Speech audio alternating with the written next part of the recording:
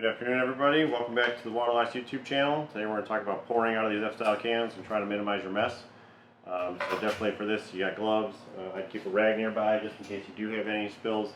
But the key with this procedure is you got to let air into the can as product's coming out. So it's the same with, opening a can of vegetables or whatever it is. A lot of times you poke a hole on the opposite side. That way air can come in one side and finish, or whatever it is can come out the other side, and therefore you're not glugging and splashing and spilling.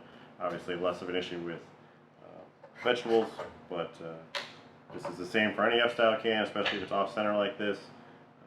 We're going to open her up, and again, our key is we want air to be able to enter as the liquid leaves, so it's not glugging and popping and splashing all over the place.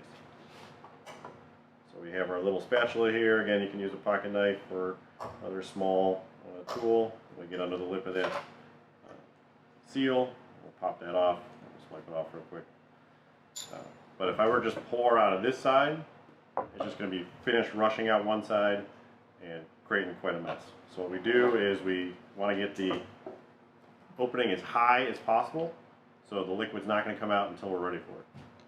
So again, we turn up to the top end, and we can rotate the can as we go, but we spill a drop or two, but you can see that's a very clean pour. You're not glugging, you're not splashing, you're not throwing product everywhere. So because this was a super full can, it's actually dented, so it's even more full.